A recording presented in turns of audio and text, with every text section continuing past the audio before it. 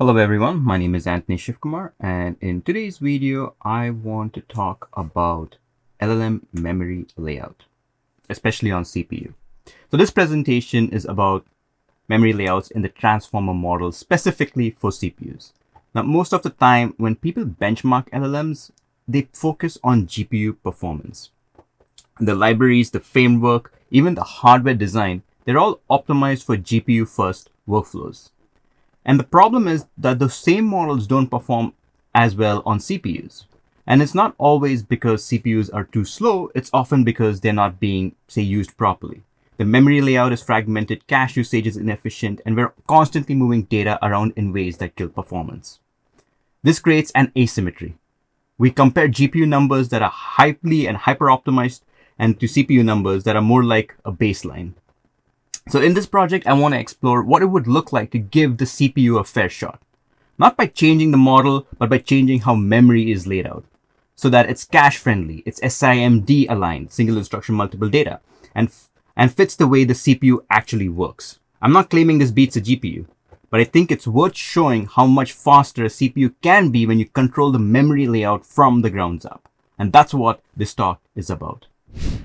So let's get started with the LLM memory layout. Now, what if I told you that the CPUs aren't inherently slow for AI workloads? They're just running software that completely ignores how the hardware actually works. Now, today I'm going to show you how CPUs can actually be faster than GPUs for transformer inference when you properly optimize software for the hardware. And before you say, but GPUs are just better for AI, I'm going to prove that we apply completely different optimization standards. We write hyper-optimized software that carefully exploits every aspect of GPU hardware architecture, but then write software for CPUs that ignore cache hierarchy, memory layout, and every optimization principle we know. Then we conclude that CPUs are slow. Today we're going to challenge this double standard, look at real code examples, and show what happens when you apply the same level of hardware-aware optimization to CPU software that we routinely apply to GPU software. Now, I'm not saying that CPUs is 100% going to be faster, but what I'm trying to say is that if you hyper-optimize it, there are good chances that at least you can bring up that speed. And this requires us to go extremely low level in languages like C, where you can control the memory. So let's start where it all begins. It's the AlexNet paper from 2012, the paper that basically launched the modern deep learning revolution. Now look at the highlighted text: neurons and a very efficient GPU implementation. This single phrase changed everything. This paper set the tone for the entire industry. Everyone assumed GPUs were the only way forward for deep learning. But here's the thing: what if that assumption was based on fundamental unfair comparison? Here's what actually happened. The AlexNet team wrote highly optimized CUDA code that carefully managed GPU memory hierarchy, used efficient convolution libraries, and obsessed over every detail of GPU performance. Then they compared it to basic CPU implementation that ignored every single optimization principle we know about computer architecture. And this pattern has continued for over a decade. When a developer writes GPU code, they obsess over coalesced memory access, shared memory optimization, divergence minimization, and memory bank conflicts. But the same developer will write CPU code that completely ignores cache locality, creates memory fragmentation, causes constant TLB misses, and then concludes CPUs are just slow. This is fundamental unfairness, and I want to expose this today. We're comparing hyper-optimized GPU software versus completely unoptimized CPU software, and then drawing a conclusion about hardware capabilities. What if we applied the same level of optimization rigor to both platforms? So let's look at Karpathy's code. So to answer that exact question, let's start with a well-known and highly respected baseline. Now, many of you will recognize Andrej Karpathy, the legend in the AI community for his work at OpenAI and Tesla, and for his incredible educational projects on YouTube. Highly recommend you go and check him out. And I have tremendous respect for all his work. He's written the whole of GPT-2 in C. And this is a baseline where we can look at how he has written the C code versus his GPU code. And you can see the hyper optimization for GPU versus his C code for CPUs. So now this slide shows a snippet from his train_GPT2.c project, a brilliant from scratch implementation of GPT-2 training in pure C. This is highly commendable. So now what you're looking at is the GPT-2 config structure, which is the architectural blueprint for the entire model.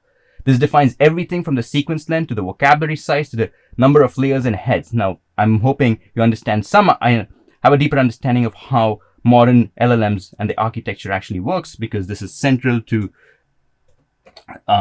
what we'll be talking about in this series of lectures. So this defines everything. But as we'll see, good software engineering and hardware optimized are two very different things. So now let's look at how the actual model parameters and activations are structured in the same file. That's where we'll see the problem firsthand. So now at first glance, this activation tensor struct might look like it's doing 23 separate memory allocations, one for each tensors. And it's tempting to assume that this means memory is badly fragmented, but let's not oversimplify. If you divide into Karpathy's training.gp22.c code, you'll see something much smarter happening. Each of these floats, pointers, is actually referencing an offset inside a single large contiguous block of memory, one for all the parameters and one for all the activations. This is already a solid optimization. By using offsets into a contiguous region, Karpathy avoids the worst case scenario of fragmented memory with dozens of separate mallocs. So yes, this code is partially optimized, and that deserves recognition. But here's the catch, and this is where we take things to the next level. During the forward pass, the CPU still needs to constantly jump between two distinct blocks, one for parameters and another for activation. So he's allocated one whole single contiguous block for this part, which is the parameters, and then a second contiguous block for all the activations. This is called the activation sensors. So from a readability standpoint and from a pure code standpoint, it looks very, very clean, very, very beautiful, but it misses a key central point over here.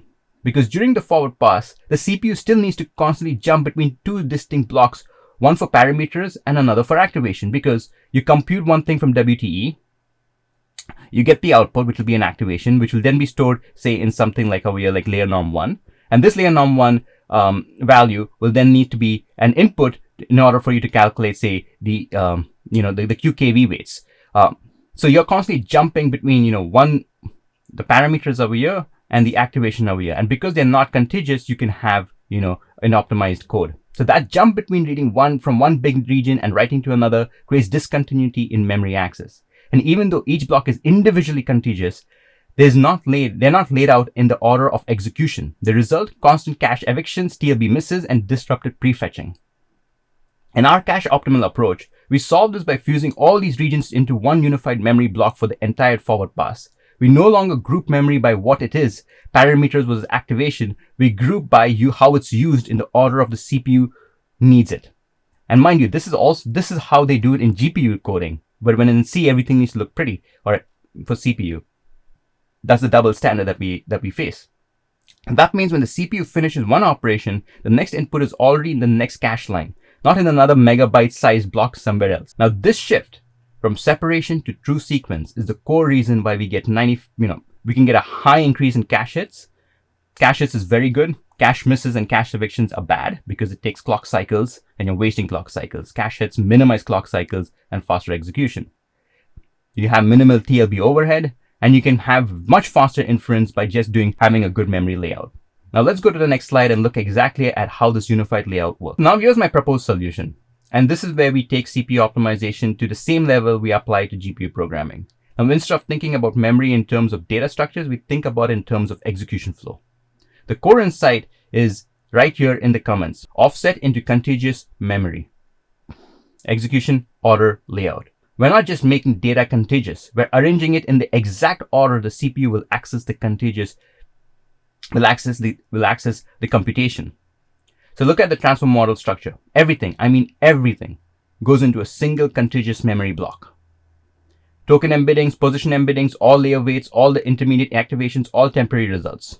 So the input, so when you compute the layer norm weights and bias, that would be the input offset, the layer norm output. So now this output will be the input to the QKV attention heads. And then you have the weights and bias, and this output will be the input to the projection weights, which is the multi-layer perceptron. And you go on and on and on and on. Sorry, the multi-layer perceptron is over here. But the output is fed to the inputs, the output is fed to the inputs, the output is fed to the inputs, and that's the execution cycle of a layer in a large language model.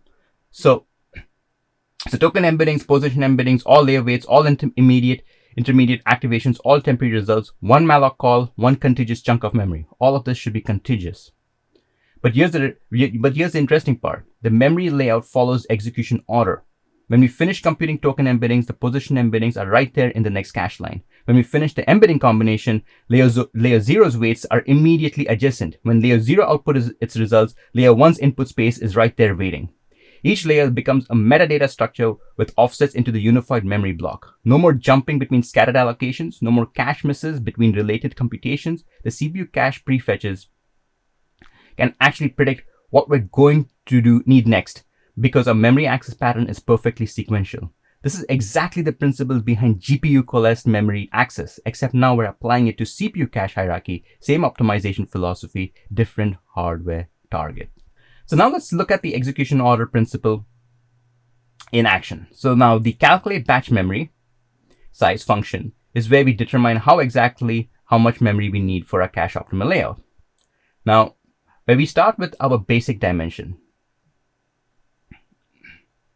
V for vocab size, C for the embedding dimensions. So the V is vocab size, that would be like the number of, for example, word piece I think has 30,000 vocabulary, which is all the tokens and all the words that encompasses the grammar or the dictionary of your large language model.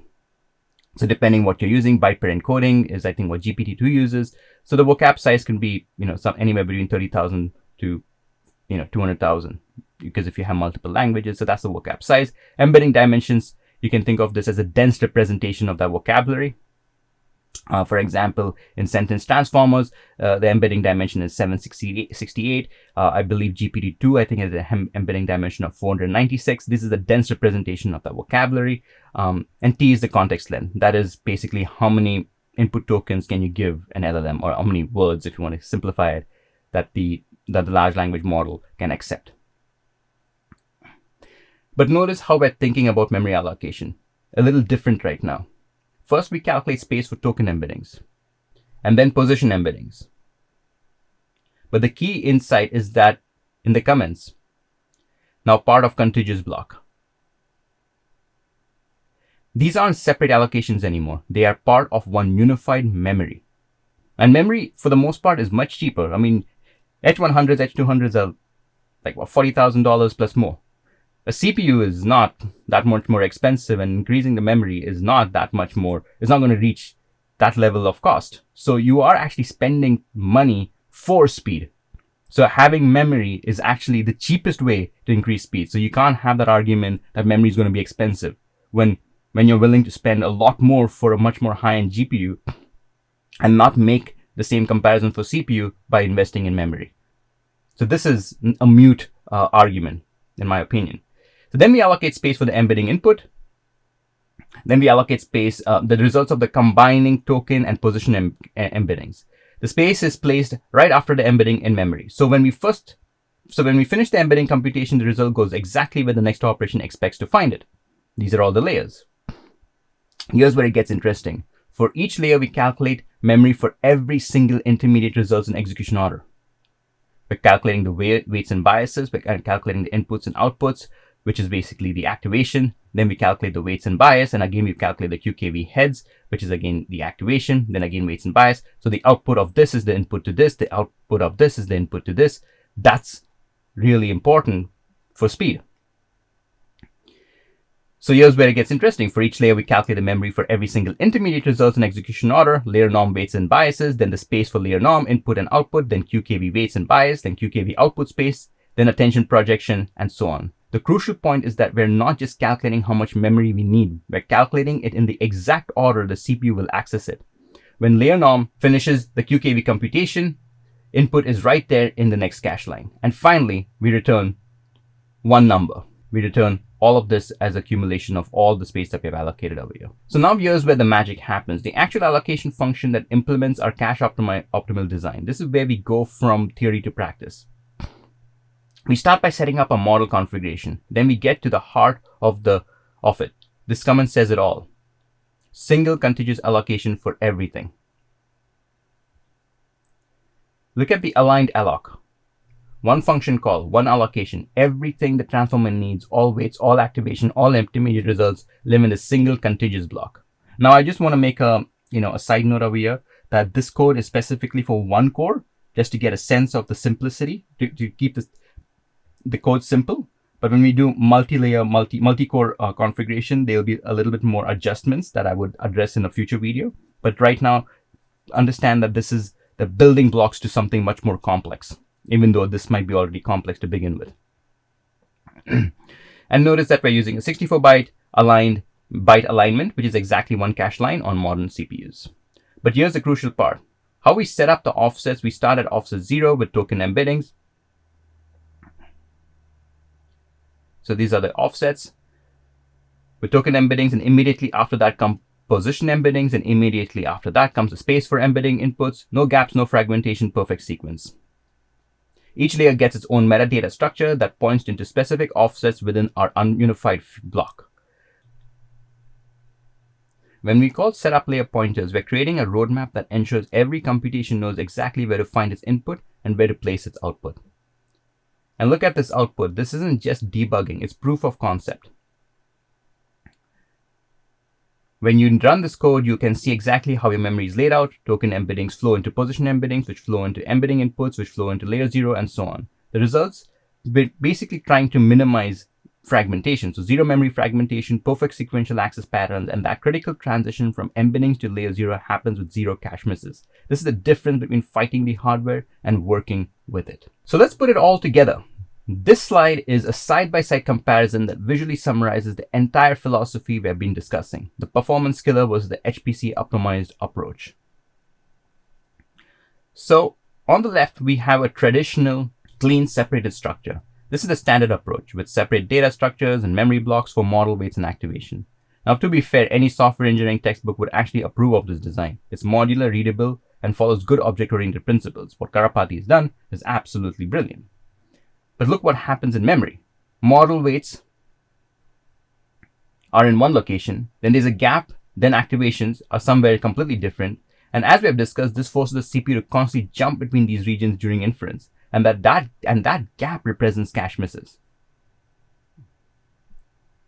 The numbers, I mean, this is very theoretical. I'm going to be proving all of this, but it's based on computer science and just fundamentals of computer engineering, especially how CPUs, actually work.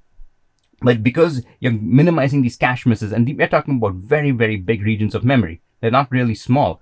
These weights are, can be in gigabytes. So every transition and every misses, and when speed is really important with that kind of scale, these misses you can technically, theoretically kind of calculate in many cases, what's your layer size, how many jumps are you making across this, and it's kind of predictable mathematically.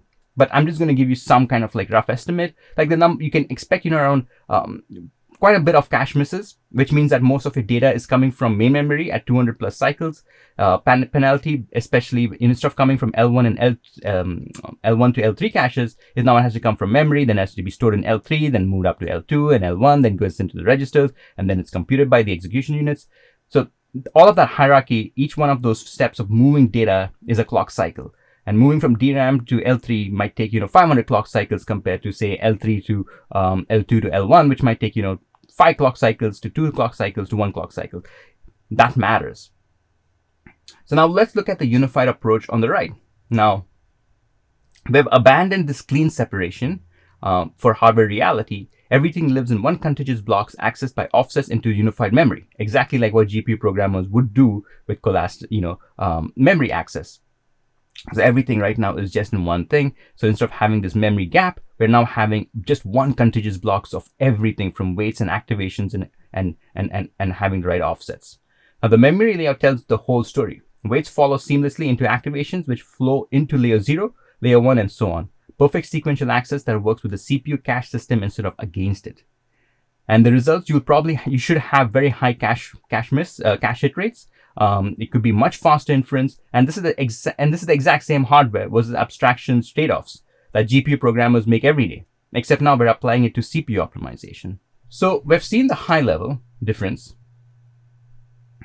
between the two approaches. This slide dives a little into the low-level mechanics of why separation kills performance. It all comes down to the critical trade-off between how we organize code versus how the hardware actually performs.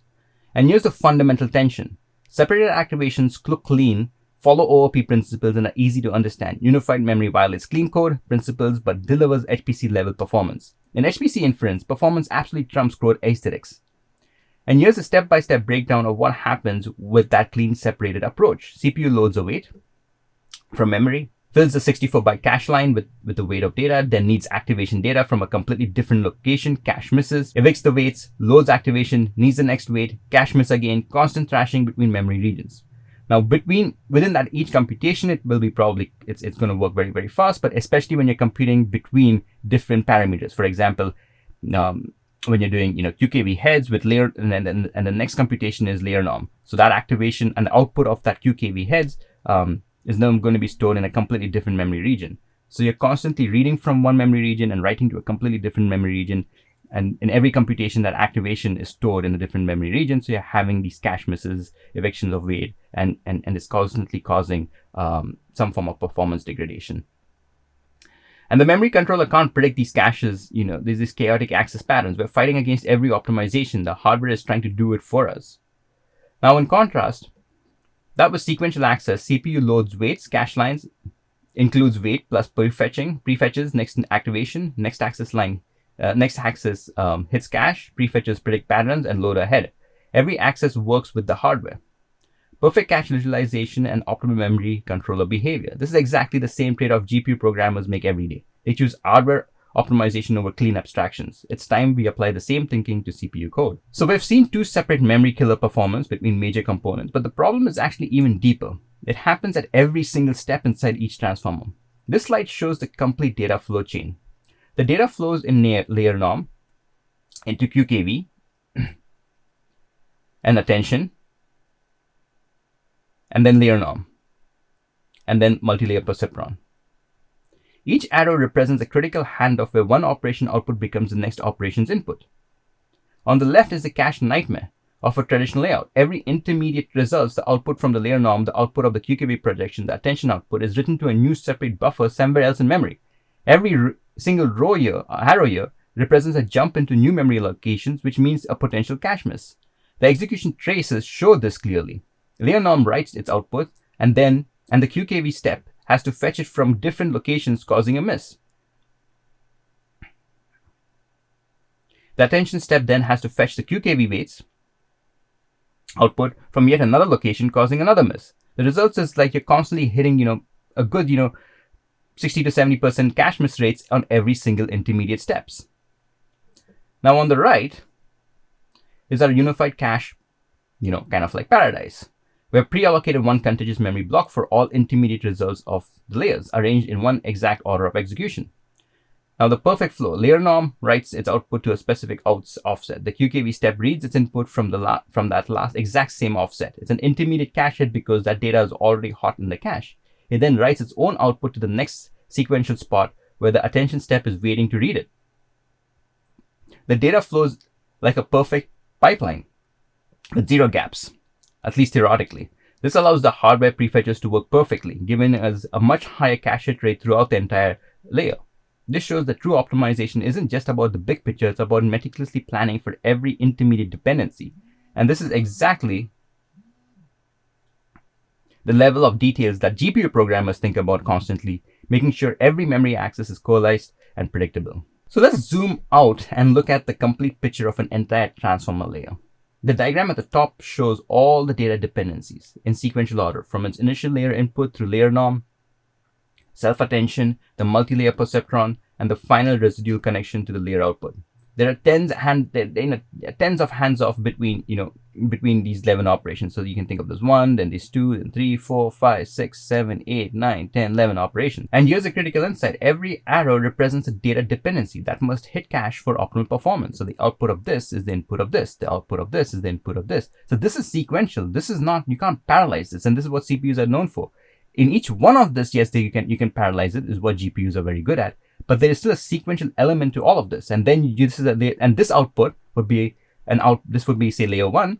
And this output of this whole computation would be the input for the next layer, which would also follow this very similar computation.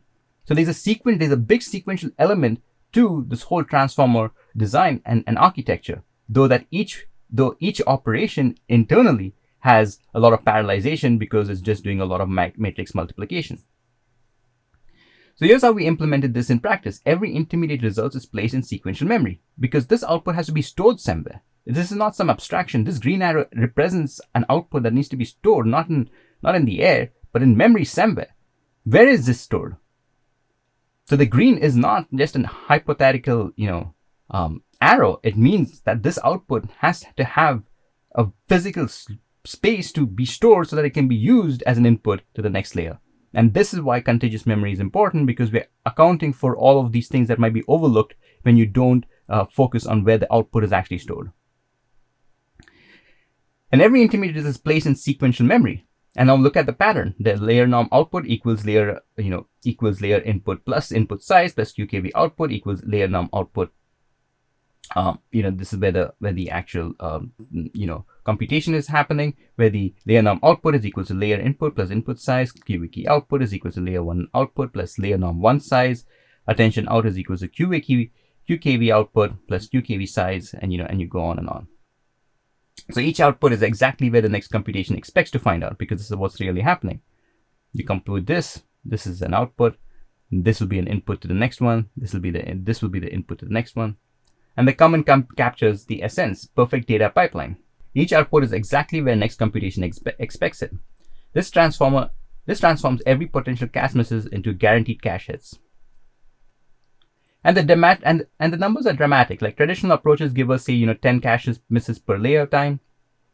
12 layers equals maybe much more cache misses per forward pass. Our approaches is try to minimize this cache misses per layer.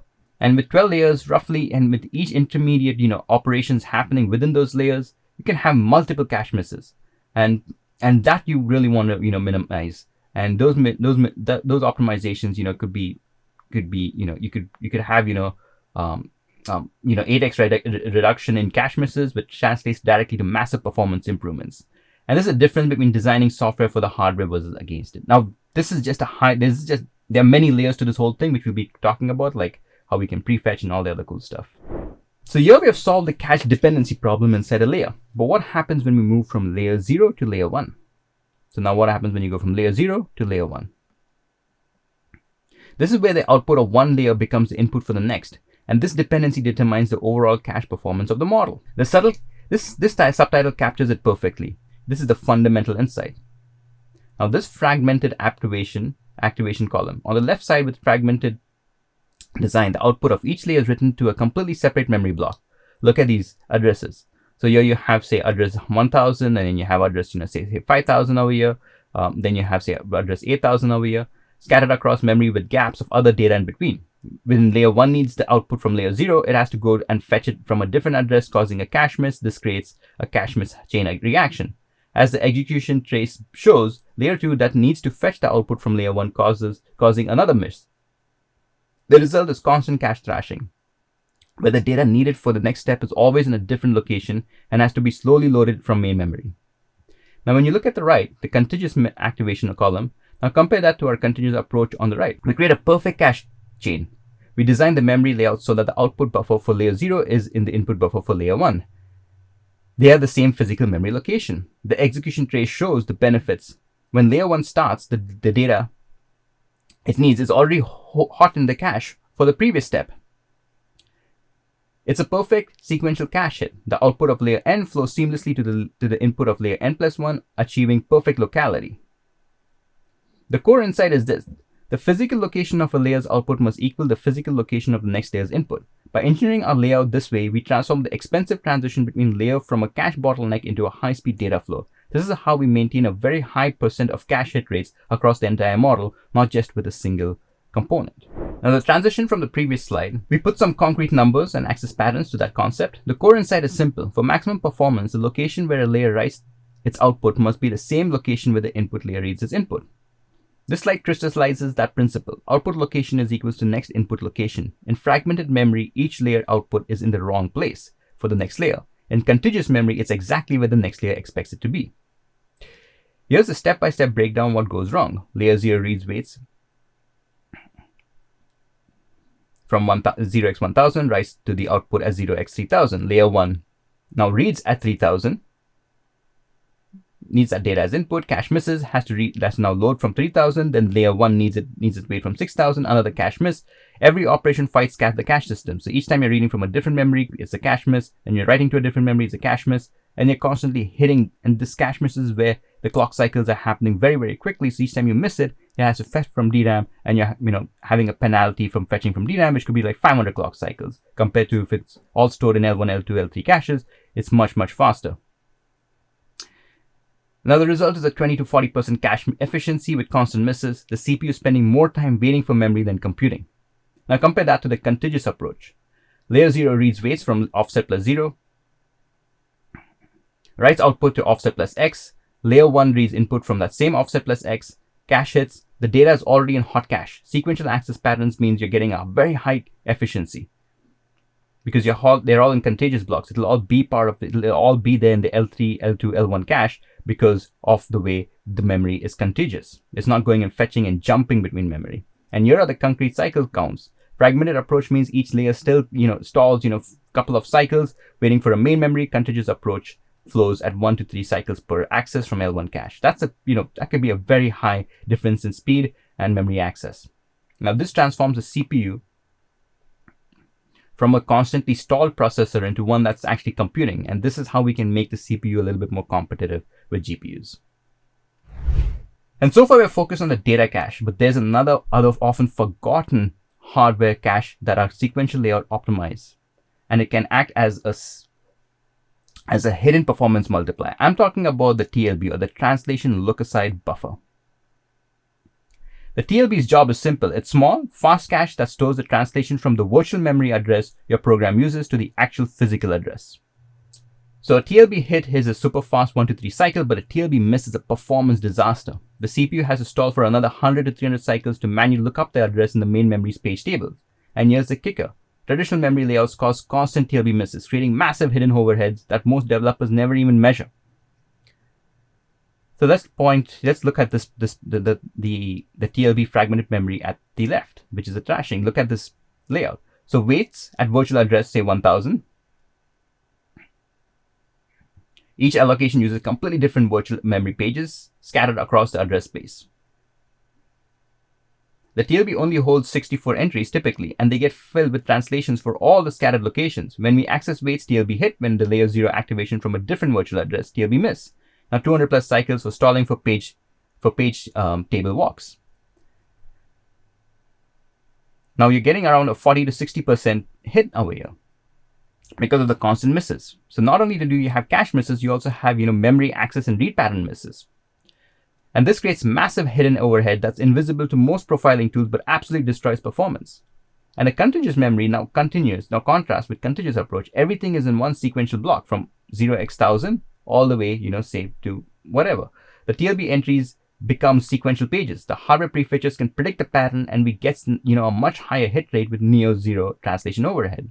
This TLB optimization alone can give you a 10x performance improvement, and it stacks with all the cache optimization. It's a true performance multiplier that most CPU developers completely ignore.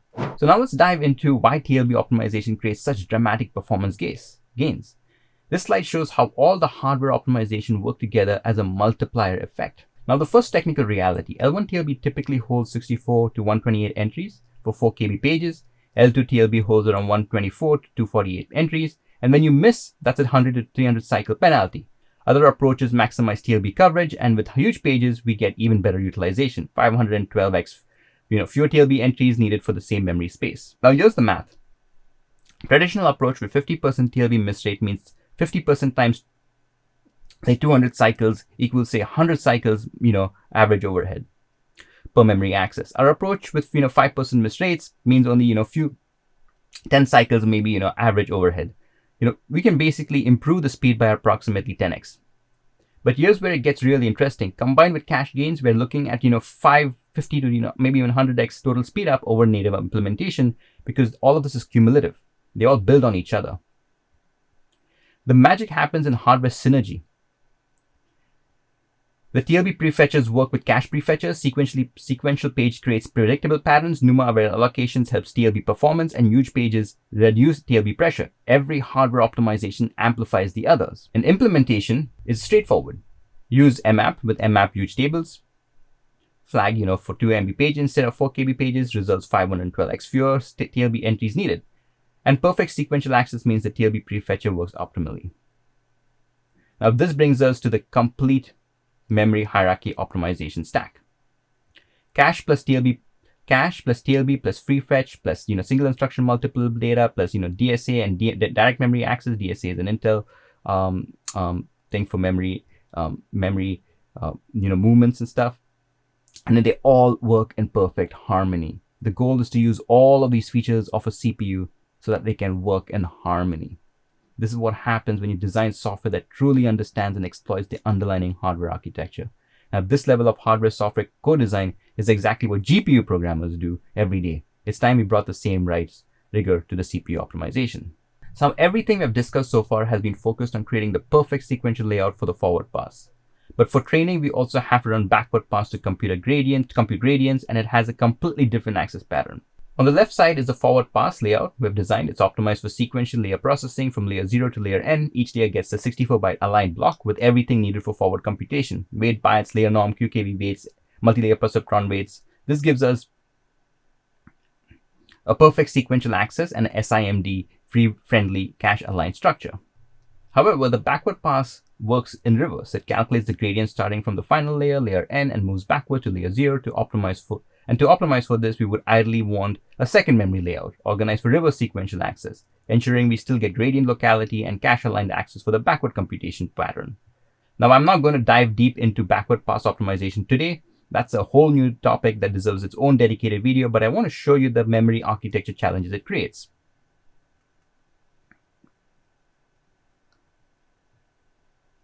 This introduces the challenge of managing the data used throughout a full training step. We have shared references like the weight matrices, the input tokens, read-only data like the model config, and data specific to certain phases like the target labels for the backward pass and the optimizer state for the final weights updates.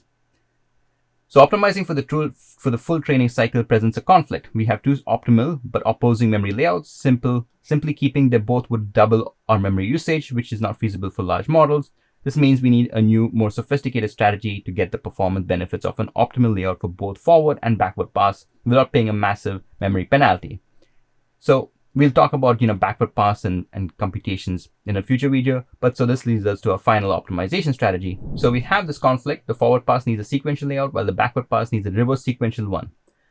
This slide first summarizes the dependencies and limitations this creates and then presents one solution. As you can see at the top, both passes have their own unique dependencies.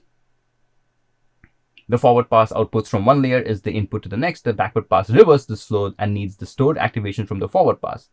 A naive dual layout approach would double our memory usage, and copying between layouts could introduce a massive overhead and cache pollution. So here's how it works. First, in terms of memory organization, we do create two separate memory regions, one optimized for forward pass and one for the backward pass, each 4 KB aligned for optimal performance. Shared data like the model weights is accessed by referencing to avoid duplication.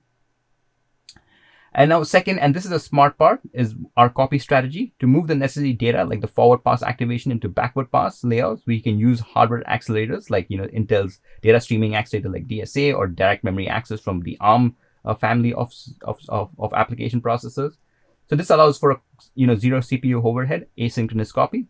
The data transfer happens on dedicated hardware in the background while the CPU is already working on the next computation. Now, the cost of this copy can become negligible, less than 1% of the total training time. But look at the performance benefits. This strategy gives us the best of both worlds. We achieve over a 90% cache efficiency on the forward pass and over 90% on the backward pass. When you combine this with perfect memory alignments for a single instruction multiple data vectorization, you unlock a potential, maybe around 30 to 50 times, the speed over a native implementation for a full training cycle. So by using hardware-aware memory layouts and offloading the data movements to specialized hardware, we solve the final piece of the puzzle, achieving maximum training performance on the CPU. We'll go into a lot of more details of what's happening when you use, memory, hardware accelerated memory capabilities. But this is kind of like a high-level overview, even though it's extremely low level. We'll go into the details in a future video. So this slide brings everything I've discussed together. It's a complete performance story. It's showing how each optimization layer stacks up to turn a standard CPU into a high-performance AI inference engine. Let's quickly recap the 4 pillars. First, we optimize the complete memory hierarchy by creating a sequential layout. We achieve around 95% plus cache and TLB hit rate. for a combined 50 to 100x speed over a native approach. Second, a 64-byte aligned memory aligns, is for memory of vectorization, boosting compute throughout, up to 16x with perfect AVX512 loads on the Intel Xeon processors. Third, we offload memory movements to DSA, which we talked about a little bit about using, the memory of Intel Xeons and direct memory accesses from the Intel, or rather from the ARM processors, ARM family of processors, which frees up the CPU cores for pure computation. And fourth, this all enables, perfect parallelization, allowing us to scale linearly with number of CPU cores. And I'll go more into this in a future video because what we have presented right now may not scale exactly for parallelization. There's a lot more details and nuances to parallelization that we will cover, and those details really matter, which is, what's the size of core based on the cache that you have, and those details will be presented in the next video. So this approach is not only fast, it's also economically smart for the terabyte scale models of the future. You can equip a CPU server with a terabyte of RAM for about, $10,000 versus say $40,000 of equivalent GPU setup with memory capacity. When memory capacity is the bottleneck, this architecture makes CPU a clear winner or ROI, at least on return on investment. Now the bottom section shows the complete system working in harmony. Multiple core processors separate batches in parallel, while hardwares like DSA and the memory prefetchers handle data movement automatically. Everything we have discussed, unified memory blocks, forward and backward pass spaces, gradient storage, working together as one optimized system. And here is the final combined impact. A 6x, to 10x, speed up from cache optimization, maybe a few 10x speed up from TLB, a lot more from single instruction multiple data, and n times throughput from multi-core parallelization. So when you combine every layer of the stack, you're looking at, all of these cumulations could be, around 100x total performance improvements over a native implementation. This is a result of co-designing software with hardware. It proves the initial thesis. CPUs aren't slow for AI. They just require software that respects how they actually work. And I'll be demonstrating all of these principles in the next few videos.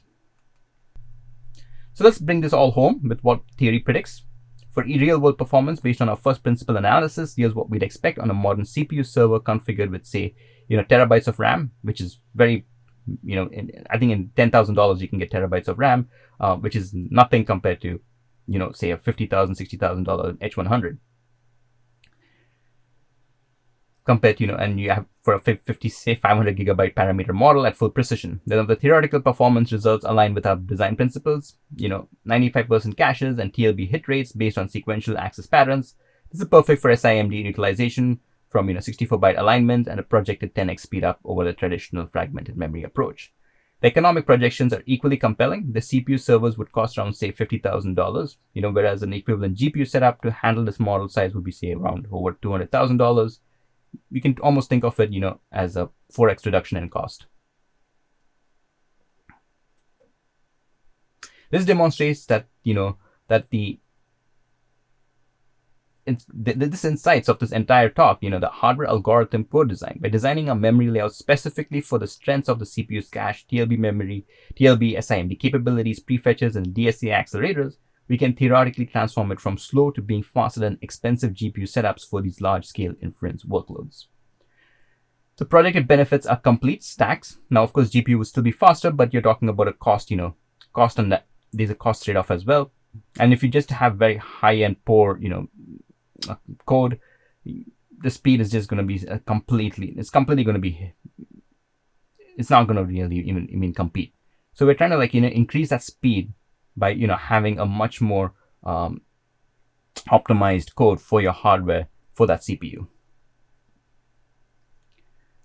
This approach will be economically efficient, allow us to run terabyte scale models on a single CPU server. I won't say single, but very, very likely that you can depending on your RAM, and it's future proof, and it will naturally scale with next generation hardware improvements. The final chart shows on theoretical performance. Our traditional GPU gives us, say, I don't know, a lot. It's going to be much faster, but it's also a cost at a very high cost. So our approach is, to make sure that we can, improve cost and get a pretty decent performance. Say this might take, I don't know, 5 minutes, or whatever, like say 30 seconds for your response, or maybe even 5 seconds for your response. This might take 10 seconds for your response, but the cost difference is, more than $200,000 or something of that sort. So, that's the judgment that's you're trying to like level the playing field with all the economics as well. So far I've shown you the incredible power and performance gains of this cache optimal approach. But like any advanced engineering technique, it's not a silver bullet. It's crucial to understand the limitations and design considerations to know when and how to apply it effectively. So the slide breaks down those caveats, and let's walk through them one by one. The first challenge appears when we scale out to multiple cores to process different batches in parallel. Mind you, L3 cache shared across all cores. When you have multiple concurrent batches, each with its own large memory footprint, they begin to compete for the shared cache. One core's processing can evict the data that another core was relying on, leading to a trashing effect that can defeat the single core gains we worked so hard to achieve. Now, to mitigate this, we need to be smart about scheduling and allocation. This includes using NUMA-aware batch allocations to keep a batch memories physically close to the core processing it, and potentially using L3 cache partitioning to reserve a slice of the cache for each core. This is why I mark this as a high impact. It can completely defeat our optimization if not handled properly.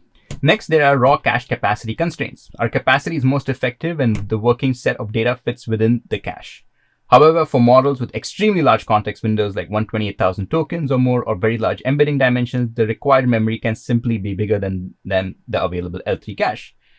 When this happens, cache evictions could be unevictable, no matter how perfect our layout is. But the solution here involves breaking the problem down. We can use chunk processing to work on pieces of the data at a time, or use hardware like DMA or DSA. DMA is direct memory access, which is there in ARM processors. Engines to coordinate streaming the data in and out of cache just as it's needed. This moves us from prefetch cache optimization to optimal cache management under constraints. This is more subtle. Intra-layer issues. In a transformer, residual connections require adding the original input of a block to its final output. The problem is, by the time we have finished the QKV and MLP computation, that original input data, which was accessed a while ago, has likely been evicted from the cache. The temporal distance causes a specific predictable cache miss, which when we try to perform the add and norm step. So a lot of this requires a good understanding of how the large language model works. So if you understand what the add and norm step is, the add norm step is where you take the input of the layer, which is thousands of bytes apart, and then you add this to, say, the layer norm output. So this add and norm is you have a memory region that's separated because of you need an input from a much earlier data, and you need to add that to a much later part of the computation. So those are the kind of things you need to understand when you're working with memory and understanding the algorithm that you're working with. So mitigation for this involves more advanced memory choreography, like strategic residual staging, where we copy the residual data to a temporary buffer, or double buffering techniques. It's a medium impact issue because it affects specific operations rather than the entire computation. Our unified layout is fast, but is not the most memory efficient in terms of total RAM usage. Because we pre-allocate buffers for all intermediate activations, the layouts can use 2 to 3 times more RAM than a traditional approach that might override buffers. This can be a hard limit on the maximum model size you can run, especially on systems with constrained memories like embedded systems and stuff. But this is the same thing with GPUs. It's not, even GPUs have limits of memory. So it's not like if you do this, you don't have the same limitations in GPUs. The standard solution for this are techniques like model compression, activation checkpointing during training, quantization, or gradient accumulation to trade compute for memory. When we start using hardware accelerators like DSA for our smart copy operation, we introduce potential race conditions. The CPU might try to read data that the DSA engine hasn't finished writing yet. This means we need to enforce a strict memory ordering and use synchronization primitives like memory barriers or atomic operations to ensure correctness. Managing completion notifications from the hardware without adding delays is also a significant challenge. So this is where the race condition and timing issues happen. And let's go to the next one. The implementation complexity. Now let's be clear, this is not an easy out-of-the-box solution. Achieving this level of performance has a high development overhead. It requires manual memory management, platform-specific optimizations, and a hardware core design mindset. To manage this complexity effectively, you need to rely heavily on profiling tools to identify bottlenecks and and ideally works towards automated code generation and hardware abstraction layers to make the approach more portable and maintainable. This approach is not universally applicable to every model architecture. It works best for dense, predictable models. Architectures that use sparse attention patterns or have dynamic shapes can complicate the creation of a single static sequential layout. Some operations might naturally resist this kind of optimization. So the solution may require hybrid approaches or adaptive layouts that can change based on the model structure. But again, the same problem is for GPUs. And finally, it's important to consider the return on investment. If you have a small model that already fits comfortably within the LT cache, the massive engineering effort to implement this perfect layout will yield diminishing results. You also have to consider the trade-off between being memory bound versus compute bound. This technique primarily solves memory bottlenecks. The key is to measure before you optimize and to target this approach at large models where memory access is the primary performance limiter. So as we have seen, while the unified memory layout is an incredibly powerful tool, it's a starting point for a much deeper set of optimization challenges. Effectively applying it requires a holistic system-level view that balances performance gains against complexity and hardware limitations. This is the reality of true high-performance computing.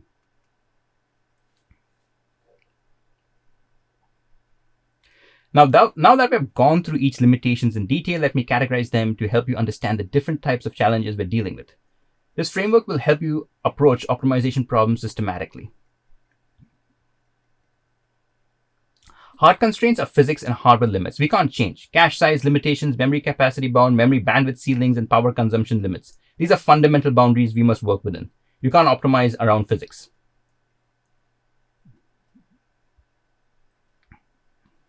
Engineering challenges are solvable with sufficient efforts and expertise: race condition management, multi-core coordination, implementation complexity, and platform portability. These require engineering skills but have known solutions. Time and expertise can overcome these. Performance trade-offs are design decisions where you choose between competing goals: memory usage versus speed, complexity versus maintainability, generality versus specialization, development time versus runtime performance. These are conscious choices, not problems to solve. And lastly, research opportunities represents the future of this field: hardware, software, co-design, automated optimization tools, novel memory architecture, and AI-specific processor designs. These point to where the field is heading. Now, these categorizations help you approach any optimization challenge strategically. Ask yourself, is this a hard constraint I must work within? An engineering challenge I can solve with effort? A trade-off I need to make consciously? Or a research opportunity for future work? Understanding which category you're in determines your strategy. And so far, after walking through all the specific design considerations, let's distill it down to the bottom line. The main takeaway is that this cache optimal approach is incredibly powerful, but it's a specialized tool, not a silver bullet for every situation. This approach delivers the most significant gain in a few areas. It's best for medium to large models.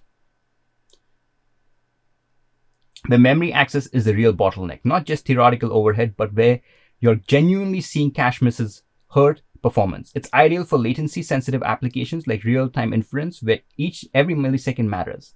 And it can be a necessity in embedded or other cache constrained environments where you have no choice but to manage memory with this level of precision. The main challenge are what we just discussed. Extremely large context windows, think like 128K plus tokens, can still overwhelm even the most optimized cache layout. The implementation is complex and requires a deep understanding of the hardware. You can't just copy-paste this approach without knowing what you're doing. And achieving the absolute best performance often requires platform-specific tuning for the target CPU architecture. What works perfectly on Intel may need rework for AMD or ARM.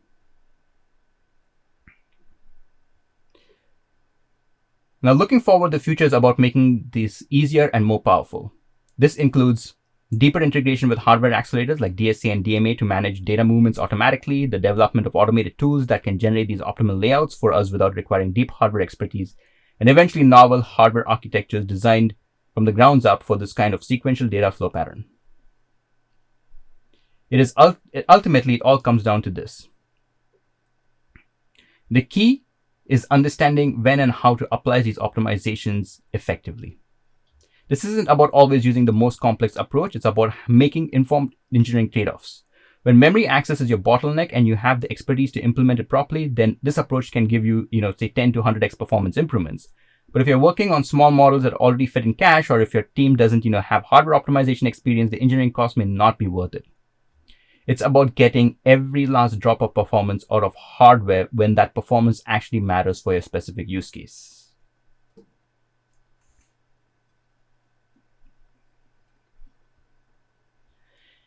Now let's step back and look at the big picture. One of the most important insights from this work is that these optimization principles aren't just CPU specific. They're actually universal computing constraints that affect both CPUs and GPUs. The difference is in how each platform handles these constraints.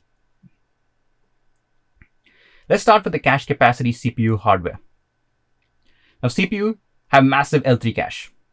They can have approximately 504 MB on modern Xeon processors. GPUs have much smaller shared memory per streaming multiprocessor, typically 48 to 164 KB, with only 6 to 50 MB total L2 cache across the entire GPU. But here's the key insight: sequential memory layout optimizes both. Whether you have 500 MB or 50 KB of cache, organizing your data sequentially maximizes your hit rate. Now let's look at the residual cache misses. Both platforms struggle with residual connections and layer norm operations that need previously computed data. CPU faces add a norm cache eviction when intermediate results get pushed out of cache. GPU faces shared memory pressures during attention computation when multiple WOPs compete for limited shared memory. Our solution strategic staging of intermediate results works on both platforms by carefully managing what data stays resident.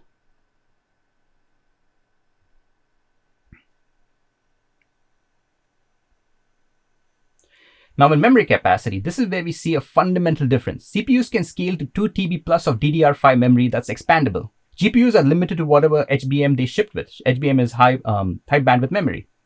And that's typically 80 GB and that's it. Our unified layout, and some of them is more, maybe even 200 GB, but it's still limited compared to DDR5 RAM. But it's faster, so there's trade-offs. Our unified layout approach actually scales to whatever memory is available, which means CPUs can handle much larger models than GPUs, but GPUs get better memory bandwidth utilization for their fixed allocation. Now for parallelization, CPUs deal with NUMA topologies and cache coherency across cores. You need to be aware of which memory is loaded to which CPU socket. GPU handles set divergence and occupancy, making sure all threads in a WOP are doing useful work. The beautiful thing is that cache-aware design benefits both. NUMA-aware, which is non-uniform memory access, aware allocation improves CPU cache locality, and coalesced memory access patterns improve GPU occupancy. And lastly, the race conditions.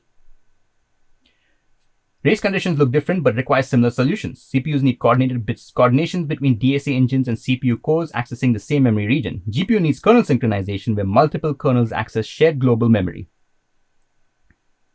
In both cases, the solution is applying universal hardware coordination principles, whether that's memory barriers, atomic operations, or hardware monitors.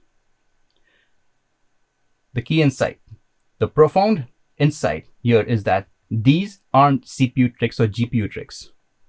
These are fundamental computing architecture principles. Sequential access beats random access on any hardware. Locality beats distant memory on any platform. The specific numbers change, but the optimized strategies remain universal. What that means practically is that if you design your memory layout and algorithms correctly, you can write code that performs well on both CPUs and GPUs without platform-specific hacks. The same sequential layout that gives you 95% cache hits rates on a CPU could also give you optimal memory coalesces on GPUs. And that's the reason why CUDA, which is mostly written by NVIDIA, is written in C and C++, because it's all about memory optimization and it's hyper-optimized on those platforms compared to what could be written on CPU, which is not very hyper-optimized. So the universality is why these optimization techniques are so powerful. You're not just optimizing for one piece of hardware, you're optimizing for the fundamental realities of how modern computing systems move data around. So we walked through the entire optimization story, proving that a cache optimal memory layout can deliver a 100x performance boost on a single CPU core by working with the hardware. But the true power of a modern server CPU, like say the Xeons, Platinum, the sixth generation Xeons, is its massive parallelism. Now, just because of parallelism doesn't mean that you're going to get more, bang for your buck, because you are also limited by the L1, L2, L3 cache. And there's a trade-off that you can mathematically calculate to figure out what's the best CPU configuration, which we will cover in the next videos. But the final and most crucial step is to scale this performance across those cores, not just natively, but optimally. And as we have discussed, the primary limiting factor is the shared L3 cache. If the combined active working set of all the concurrent batches exceeds the L3 cache capacity, say the 105 megabytes on our test servers, then performance will collapse due to cache thrashing. This doesn't mean we can't scale. It means we create a calculable optimal configuration. And exploring exactly how to calculate the optimal configuration, what that orchestration code looks like, and how to implement intelligent cache-aware scheduling will be the topic of one of our next videos. Until next time, please subscribe if you like this video. It was extremely technical, goes extremely low level. Like, subscribe, and see you next time. Thank you.